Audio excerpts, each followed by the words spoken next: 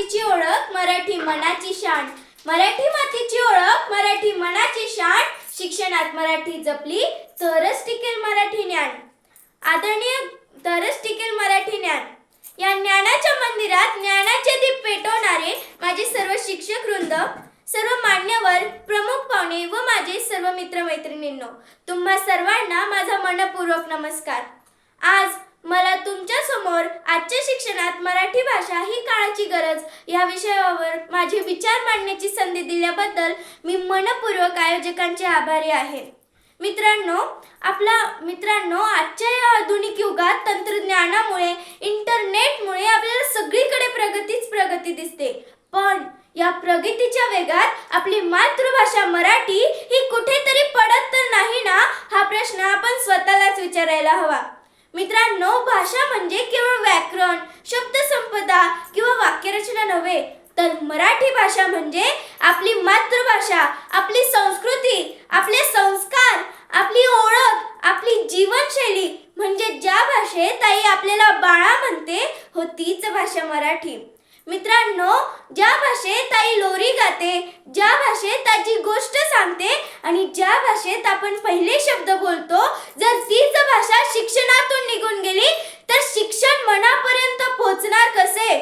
मित्रांनो, आत्ताच नवीन चित्रपट आले बघा, क्रांतिज्योती सावित्रीबाई फुले मराठी माध्यम शाळा. या चित्रपटात एक गुरुजी व त्यांचे सर्व विद्यार्थी मिळून आपली मराठी शाळा वाचवण्यासाठी, म्हणजेच आपली मराठी भाषा जपण्यासाठी खूप धडपड करतात. या चित्रपटात आपल्याला मराठी शाळेचे महत्त्व, मराठी भाषेचे महत्त्व देण्याचे संदेश दिलेले आहे.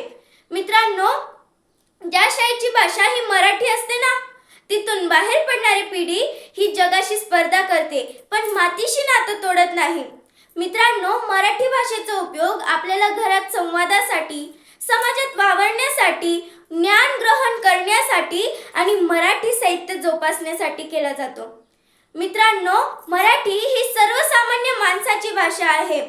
संशोधन सांगते की मराठीतून बोललेले शिक्षण हे अधिक परिणामकारक, समजायला सोपे आणि टिकाऊ असते.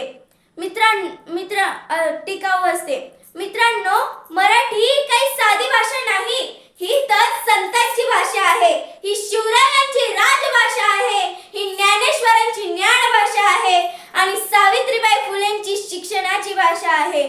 मित्रांनो, आपण सर्वजण बोलतो इंग्रजी हवी, हो इंग्रजीच हवी, पण प्रश्न असा आहे की इंग्रजी शिकताना मराठी का विसरायची? आपण दोन डोळ्यांनी पाहतो, एक डोळा जर बंद केला तर चालेल का? नाही ना. तसंच इंग्रजी व मराठी या दोन्ही भाषा हातात हात घालूनच शिक्षणात क्रांती करू शकतात. आजच्या शिक्षणात मराठी ही हवी, कारण ती विद्यार्थ्याला आत्मविश्वास देते, ती विचारांना प्रेरणा देते आणि ती माणूस घडवते. श्वास असेपर्यंत शब्द राहू दे, शब्द असेपर्यंत मराठी राहू दे. माझी ओळख, माझा अभिमान, मराठीच माझी शान राहू दे, मराठीच माझी शान राहू दे. जय महाराष्ट्र, जय हिंद, जय भारत. धन्यवाद.